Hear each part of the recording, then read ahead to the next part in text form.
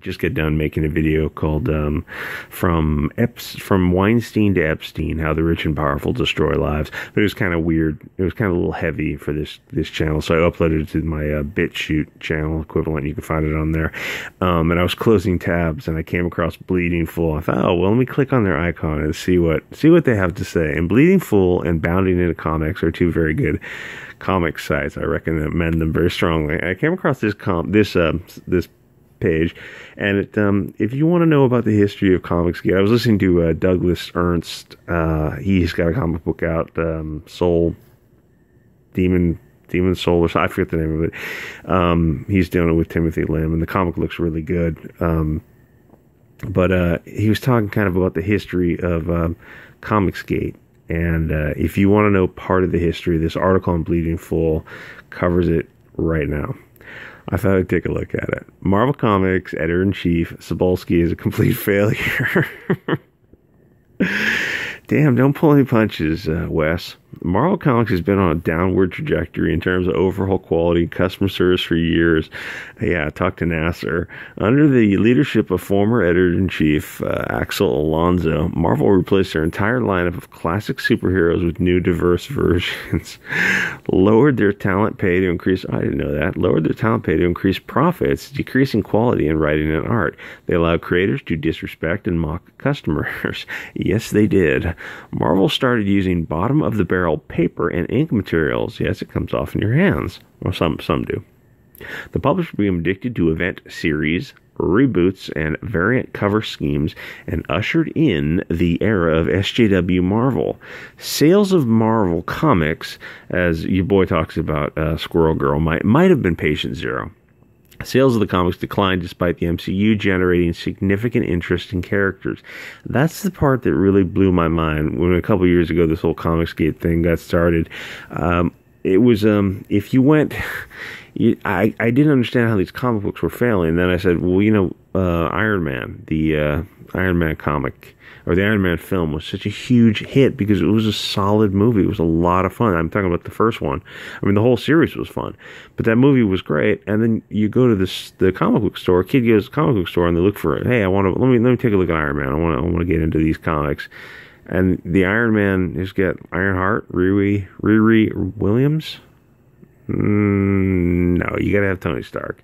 And they did it with the Hulk, and they did it with Thor. And I mean, one of the Thors is a woman dying of cancer. That is not escapist fiction. That isn't escapist entertainment. A woman dying of cancer? Are you out of your minds? It's like these people are allergic to money. It's like they never want to buy a house and learn the joy of painting your own house. They're perpetual cat people. Though some of these people are getting very, very wealthy, i.e. Mark Waid. Okay, so the movies generated interest, and they failed to capitalize on that interest. That just blows my tits off. The House of Ideas needed a leadership change in the worst way. Editor-in-chief, former editor-in-chief, seems like a... whatever. Dan Slott says, scared by the number of people saying, don't go work for a company like Hobby Lobby then. This is America. Go build Hobby Lobby in Christland. Dan Slott. Wow. Judd Emerson says, to Mark Waid, wasn't a lecture, just responding to your juvenile response, but you're the educated one. Love the comics, though. Mark Waid says, seriously, F off. Please never read my comics again. I don't need money from someone who attacks me out of nowhere. Okay, I think you have serious mental issues. You probably need medication. Oh. Gogurt, Hulk, Kamala Khan. I don't even know some of the rest of these. What's her name? Chiquita Banana. She's a Latina from space. Well, then technically she's not a Latina. In fact, she speaks Spanglish, but she's from a distant planet. where for some reason two biological women can create offspring. Of course, they can only create biological female offspring. Whatever. Oh, and the Squirrel Girl. How did I miss you, Squirrel Girl? Okay, so these Dan Slott and Mark Waid acting like total idiots. In 2017, Marvel abruptly fired Alonzo. Naming former manga author Johnny Cowboy Cebulsk editor-in-chief. Frustrated readers and customers who exited the hobby were equally excited to see many of Marvel Comics issues resolve. Oh, don't get your hopes up, buddy boy. Marvel wouldn't be fixed overnight, but changes were coming. Yeah, it's a hell of an assumption. 20 months later, promise of Marvel Comics change under... this kind of reminds me of the whole Obama thing. Change, and what happened under Obama. Things got worse. Cebulski's gone. Under editor-in-chief Cebulsk. Okay, no, there's no hope. Abandon all hope, all ye who eat pizza at Marvel.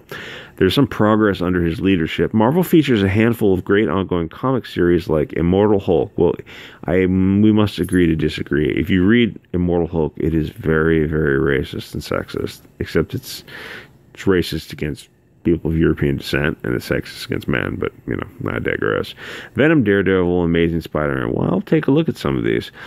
Marvel creators and editors are noticeably more professional on social media and interacting with customers, with noticeable exceptions like Salmadin Ahmed. I can't pronounce that name. Salmadin, whatever. Gail Simone, and executives Tom Brevoort and Jordan White. However, a majority of Marvel's issues when Cebulsk ascended to editor-in-chief remain, and in many cases are worse. There's a huge cloud hanging over Cebulski's time as editor-in-chief. He isn't actually fully in charge at Marvel Comics. Well, either he is or he ain't. Marvel Comics Vice President of Content and Character Development, Amanat, despite technically being lower on the corporate ladder, has far more clout than Cebulsk, because Cebulsk is Polish and Amanat is Pakistani. The Pakistani-American claims she was hired by Marvel because she has something different to offer than the regular fanboy, oh, sweet dear Lord in heaven, who has read comics since he was a kid. Are you people insane? Yes, I guess that's the only explanation. Yes, they are clearly insane. They do not want to hire the best person for the job. You need to hire some fat neckbeard who drinks Mountain Dew, but who loves comics with a passion and who knows the stories inside and out. You need people who are passionate. You can't buy passion. It has to be real. She's not passionate about comics. Cebulsk looks like the guy who might be passionate about comics, but he also doesn't look like a guy who really has a whole lot of power, and he seems like he might be uncomfortable. He was given it. Amanat had a different voice, and that Marvel needed her voice in order to change Marvel. In order to cut sales, you hired this Pakistani woman to hurt your bottom line. Why? Amanat, who studied political science at Columbia, freely admits she has no business in the comic industry. Oh my God. She's a driving force behind overt racist Ta-Nehisi Coates, G. Willow Wilson. If you want to know who G. Willow Wilson is, go look at she's either on the TEDx Talks on YouTube. She speaks in a manner that is designed to make you rip your hair out. She's very, very, very full of herself. She's an American Muslim convert, which means she's just doing it for the attention. Salmadin Ahmed and a assortment of diversity hires at Marvel. Wow, do not pull your punches, buddy. Despite none having the experience, talent, or passion for comic books, anyone she hires is virtually untouchable by Cebulsk. Okay, yeah, you cannot have two bosses. You must have a hierarchy. Marvel's editor-in-chief addressed some bad apples in his sphere of influence. Yeah, because Nasser Rabadi called you on it. Cebulsk reprimanded writer Max Bemis after he told readers to feast upon his ass. Oh my God. These are professionals in very much air quotes. Bemis noticeably calmed his behavior after CB intervened. Chuck Wendig was fired after telling people to eat a boot covered in stuff. Along with a host of other vulgar remarks, yes, he went on and on, after Kavanaugh's confirmation. Let's all hear it for due process. Cebulsk and his staff are trying to improve Marvel's image on social media. Good luck. However, why don't you try to improve your freaking comic books and sell your product? The Fourth Age talks about lifestyle brands, and he's probably the most intelligent analysis of the comics and the culture war. He's on YouTube, The Fourth Age. If I remember, I'll put a link in the description. He's a very sharp cookie. I'm very curious about what his day job is. I kind of get the feeling he's an academic or somehow involved in. I know he's got to hold multiple degrees. He speaks in a certain way. You hear him, and you know this guy's a professor or something. Cebulsk and his staff, compared to the way I speak, and you know I'm a truck driver or something. Cebulsk and his staff are trying to improve Marvel's image on social media. However, CB appears to be in over his head or unwilling to address a multitude of other issues you can't fix without Amanat's permission. EIC Cebulsk first initiative on the job was Marvel Legacy. Marvel takes fake numbering to new levels. Oh gosh, see, it is hard to take. Every time you look at a comic, it's a number one. Under his leadership, the mental gymnastics Marvel needed to arrive at most of their legacy numbers is mind-numbing. They included the totally awesome Hulk run as Incredible Hulk, despite featuring a different character. Marvel counted random Thor miniseries and Jane Thor run to its legacy number, but discarded other Thor runs with the actual character. Okay. They are fiddling on while Rome burns. This is all done to move series featuring their most popular characters to a big milestone of issues like Amazing Spider-Man 800, which featured a $10 cover price and over 60. You must be pulling my legs. There's no way there's 60 variant covers, right? No, I'm not even being sarcastic here. Seriously, is that a misprint? 60 variant covers, or did he mean 6 variant covers? That's hard to believe. Marvel has a history of fudging numbers and fake milestone events. Yeah. Oh man, it's so sad to see what happened to Marvel. But thank God we get Cyber Frog and Red Rooster and Iron Sights and Soul Finder Demons Match by Douglas Ernst. I keep forgetting that. Soul Finder. I checked it out and it looks really, really good. We have these alternatives: Soul Finder, Iron Sights, Jawbreakers. There's a ton of really good books out there. Flying Sparks is another one that doesn't get a whole lot of publicity, but it looks good too. Marvel's latest fake milestone is Marvel Comics 1000. DC Comics, Action Comics 1000, Detective Comics 1000 were huge financial successes, shipping over 200,000 issues despite being $8 and $10. Wow. Green with envy, Marvel announced their own issue 1000, despite the Marvel comic series ending at 159 in 1957. So, I don't have a PhD in mathematics, but something's not adding up here. Unable to craft a believable story for the numbering and unwilling to concede jealousy and greed are their driving motivators, Tom Brevoort admits, more than anything, it was symbolic. The book features a $10 cover price. I wish I could swear, but I won't. What a bunch of idiots. This just feels like high school kids are running a company. And I knew kids in high school who could have run this company better than Brevoort and the rest. Axel Alonso hid sales declines with premium priced comic books. Attacking Marvel uses more increasingly under Cebulsk's leadership. You dummies. Almost every issue number 1 features a $5 cover price regardless of the character or creative team's pedigree. When Uncanny X-Men rebooted in 2018, they charged $8. Listen, there are a lot of Marvel comics. I don't specifically recall that one, but there are a lot of Marvel comics that they should be selling for $2.50. I know you're going to have to reformat and restructure your company to get around that idea, but no, they're not worth $8. It's probably worth $2 or $3. And there are many, many comic books that should just be either excised completely, or I would lower the price to $3 or $2.50. Try to, I don't know, maybe you could simplify the printing a little bit. Try to sell them to. Here's my theory about this kind of thing: is I think, I'm not an expert, Tug is the expert in this kind of thing, but I would think it's better to have a lot of mice than one big whale. It's kind of a mixed metaphor. But what I mean by this is, if you have a small amount of people paying $10 for a book, I would rather have a larger amount of people paying $3 for a book, because you're less susceptible, you're less at risk to the market forces. If you've got a whale dropping out, if you've got a few big buyers dropping out, it's going to hurt your bottom line more than if you've got small buyers coming in and out. So I think it would create a more stable market. But, I would say, I'm sure the people at Marvel know what they're doing, but clearly they don't know what they're doing. $5 cover prices, $8 cover prices, $10 cover. And Uncanny X-Men, well, I'll take a look at that. Number 11 featured the return of classic characters, Cyclops and Wolverine. Again, they charged $8. That is just, what? $8 is a lot for a kid to buy a comic. I mean, inflation hasn't come that far. I remember there's someone who was saying that if you did a mathematical analysis of the inflation price index points, whatever, modern day comics should be about $2.25.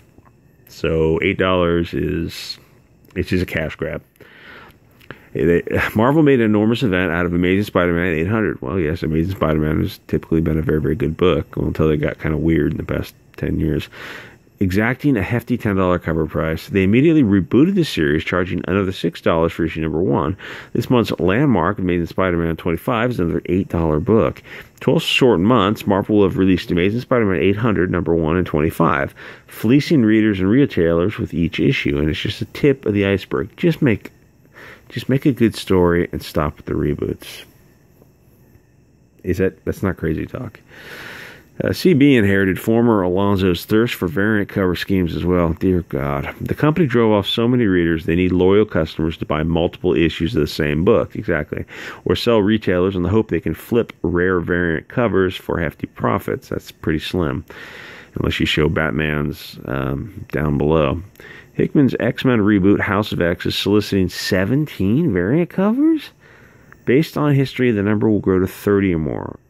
I don't understand. How do they fit on the shelves? How do you fit more than... I mean, there's only so much shelf storage space. I don't understand how that works.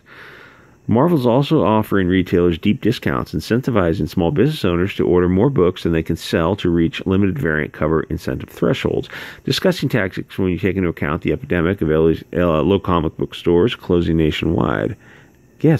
Yes, something like 50 is closing in the past few years. Something, I don't know. They close, yes. Comic book stores are closing every year. And the ones that are staying in business, successful ones, are switching over to, card games and those kind of things. Marvel revealed 23 variant covers for August's Marvel Comics Fake 1000. This guy is really not holding back. Given the huge success DC experienced with their legitimate issue 1000, the number of variant covers will likely reach 100 or more. So wait, they're not... How... I'm going to have to look into that. The company continues shedding readers under Cebulski's mismanagement long after Alonso's exit. Marvel keeps creating fake milestone issues with countless variant covers, keep charging retailers and customers absurd prices to maintain the veneer of success. These same issues nearly killed the industry once, and it never came close to fully recovering. Yeah, that was back in the 90s, I think he's referring to, when there was what do they call the flowers in northern Denmark or something, the orchid bloom, I guess. Marvel Comics Fake 1000 variant covers. Wow, that is crazy. That is just bizarre. It's like, who's the guy who did Blazing Saddles? I think he did the producers. I'm drawing a blank on his name. It feels like a company whose goal is to lose money or go out of business and collect the insurance. I don't know. Poor Cebulski. Follow Marvel Cebulski on social media. No thanks. And he hypes Marvel Comics from time to time when he's not talking about food. Followers quickly learn he has no feel for Marvel customers' needs or wants. That includes retailers and readers. Yeah. If you go to their YouTube page, I think it was on their YouTube page, they had something about They're talking about recipes and stuff. I'm like, no. Oh, baby, what is you doing? Finalized our first round of cat variants. Oh, so thrilled with how they turned out. I'm gonna have to watch him on YouTube so I can do his voice, because cat variants. Oh, no. The last comic to sell 1 million copies was Star Wars #1. Yeah, because it's Star Wars, you idiot. Which was almost 5 years ago. I feel it's about time we published another title that sells over 7 figures. I think I have an idea. No, you have no ideas. No one is going to see this coming. Yeah, dude. Yeah. You just... I don't know what is going on. Look at him. He just looks like such a sweet guy. He looks like a guy you want to go bowling with. But I don't think he's the guy to run Marvel. Especially if Santa Amanat is actually the one pulling the trees.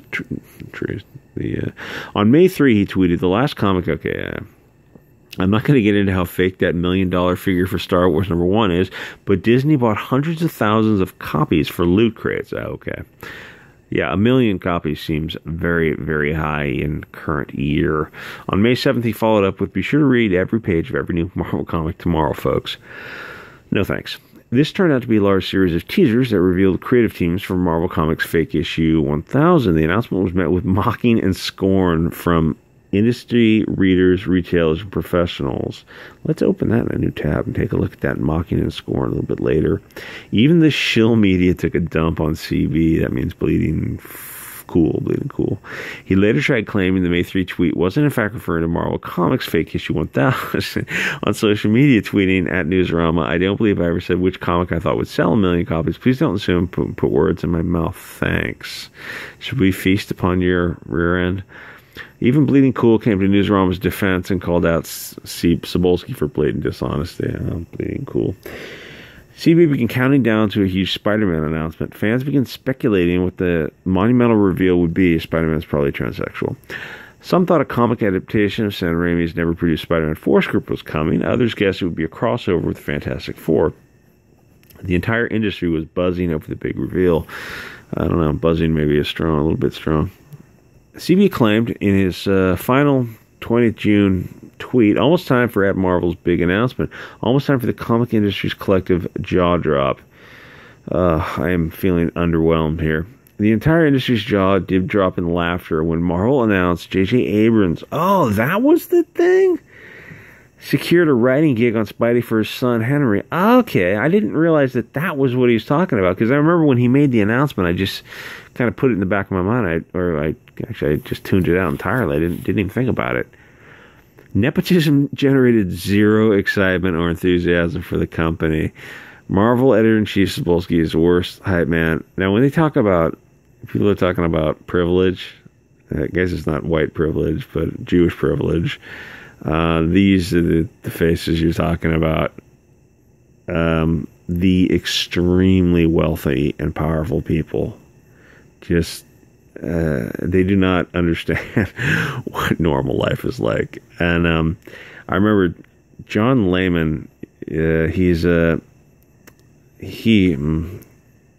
was speaking out against this, if I remember right. And I remember thinking to myself, I don't like, from what I've read of John Layman, I don't think I like him very much. But I think he lightly mentioned something about merit and people getting hired for merit. And I thought, I kind of agree with him. I kind of don't. I mean, I obviously agree with people getting hired on merit, but Layman would be the first person to blacklist, Mike Miller, John Malin, Ethan Van Sciver, Richard C. Meyer, because they have the wrong politics. But, once, like I was mentioning earlier, once you throw out logic, then anything is on the table. And once you throw out merit, then nepotism is on the table. And you get these people, J.J. Abrams and Henry Abrams, writing Spider-Man. And this should make you feel funny in the pit of your stomach. And the fact that they thought it would be acceptable, because they don't answer to anyone, because they're the wealthy and powerful. Under Cebulsk, Marvel Comics can only fake so many milestones. The writing and art quality declined so much over the years. Most series shed readers at alarming rates. They're reduced to an endless series of reboots to boost sales in issue number ones.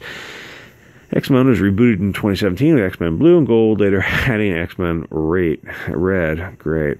They all flopped, resulting in another reboot to the classic Uncanny X-Men title 2018. Later, Marvel announced the entire X-line was rebooting again under Hickman in 2019. Marvel knew this when they announced the 2018 Uncanny reboot. That's not mismanagement. That's flat out lying to customers on the part of Cebulsk and his staff. Maybe you should run a cooking channel. Maybe just a cooking show and X-Men Gold, X-Men Blue. Okay, you're not really reaching there. Yeah, nobody cares. But, you know, you're woke and you're diverse, so diversity is your strength, I'm sure. A plot twist, I think diversity is actually a weakness. Wow. Carol Danvers took the mantle of Captain Marvel under Marvel, under the direction of Sana Amanat in 2012. Marvel Comics has pushed her, and I've reviewed several Captain Marvel comics. They are, oh wow. Their main trope is that they will do anything to conceal the breasts and the butt by putting their arms in front of their breasts in every single pose, or having the characters wear clothing. There's nobody bigger than a B cup.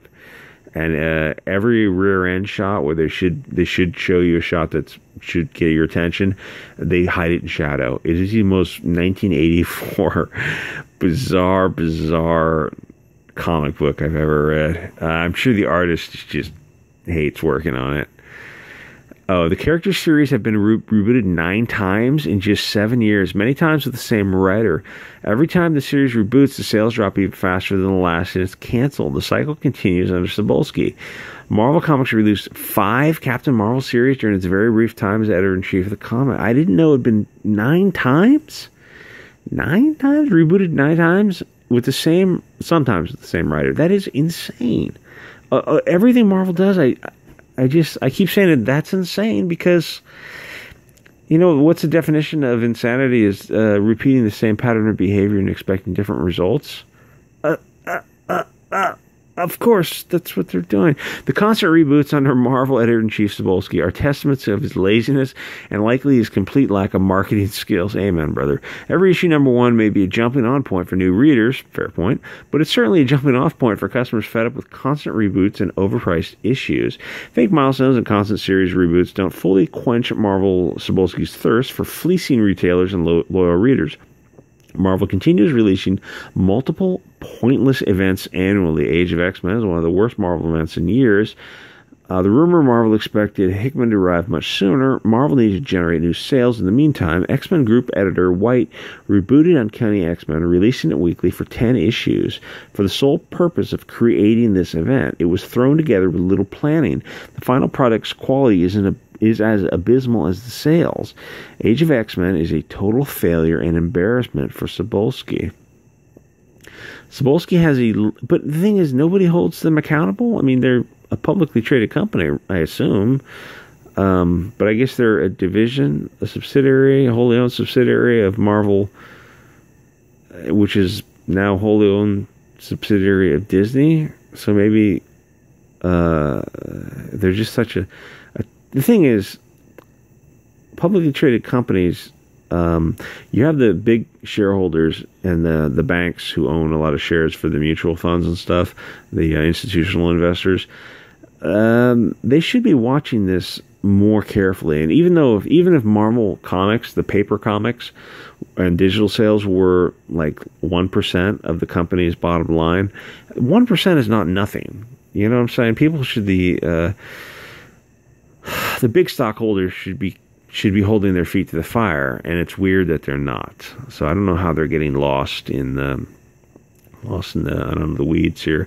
Cebulsk has a litany of other leadership failures at Marvel, tanking premier titles, Fantastic Four, Captain America, Iron Man, Black Panther, Doctor Strange with incompetent, divisive, and past their prime writers, filling Star Wars comics with bottom-of-the-barrel talents like Jodie Houser, Tina Howard, Greg Pak, continuing to employ anti-consumer executives and editorial staff like Tom Brevoort, Jordan White, Alana Smith, flooding the market with low-tier SJW-centric series that generate zero sales or enthusiasm for the company. Yeah, there's no enthusiasm whatsoever.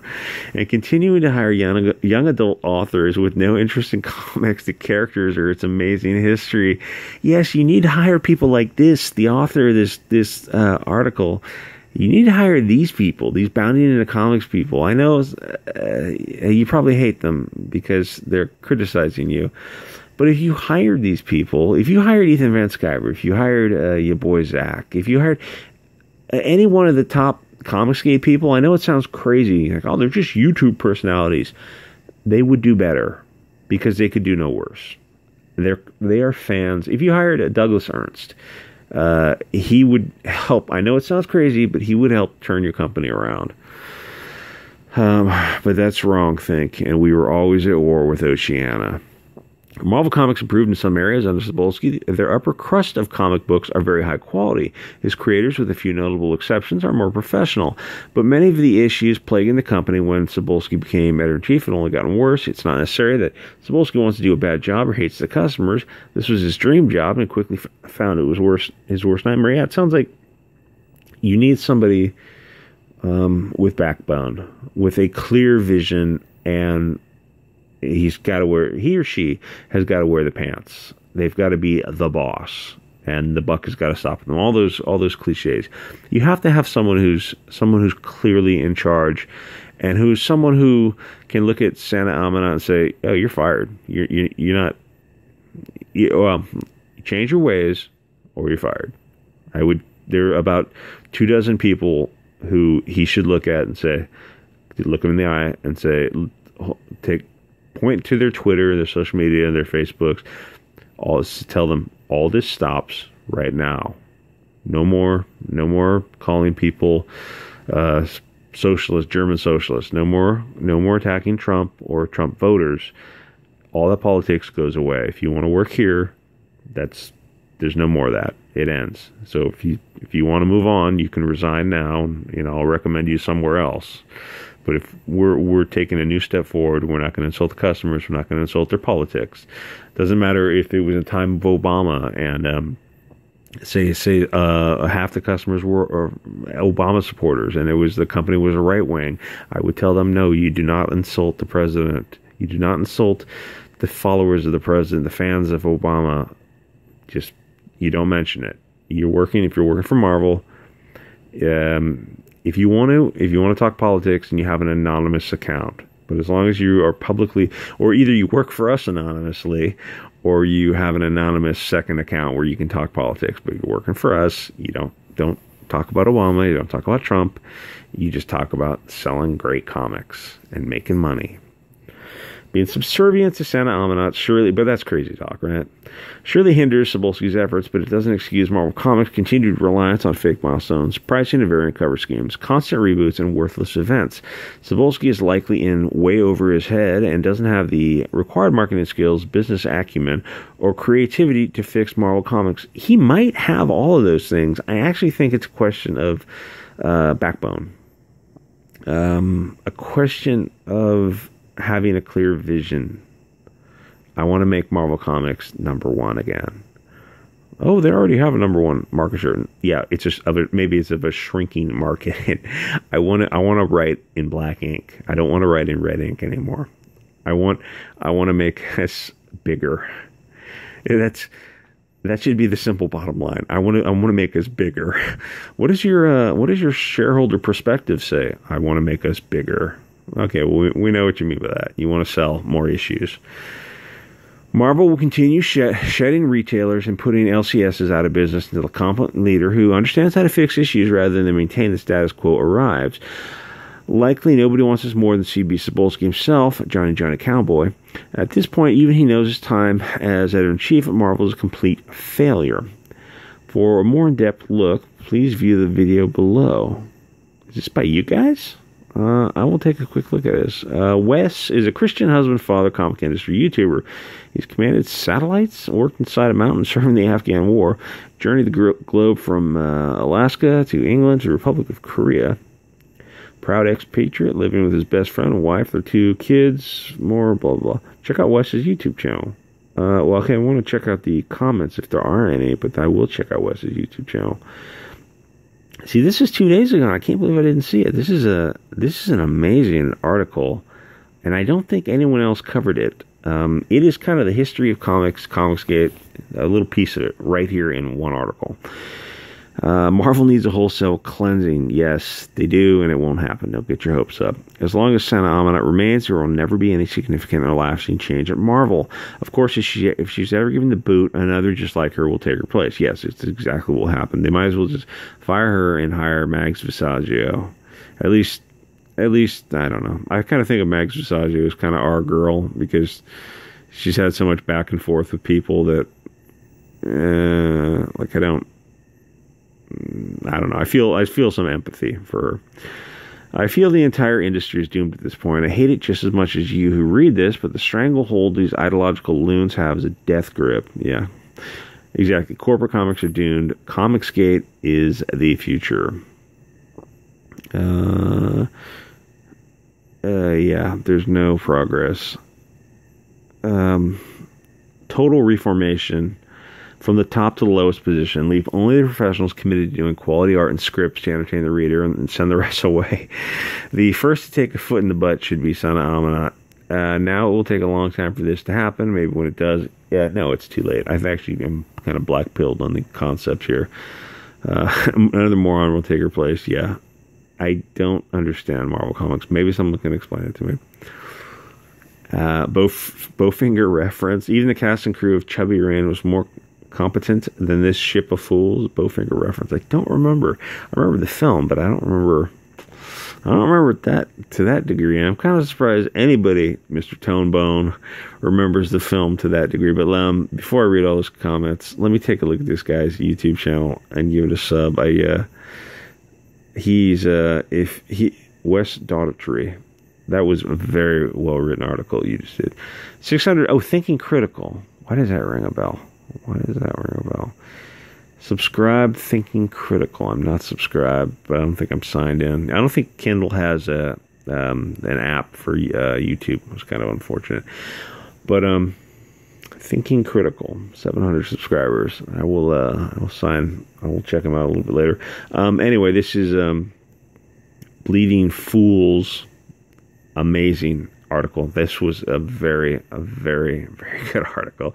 So check it out, and subscribe if you're not already subscribed, and be sure to check out Douglas Ernst and his comic book. He's on Indiegogo, Soul Finder Demon Match. He was talking about it earlier. It sounded really good. The art looked really good too. Anyway, sub if you're not already subbed, and thanks for listening.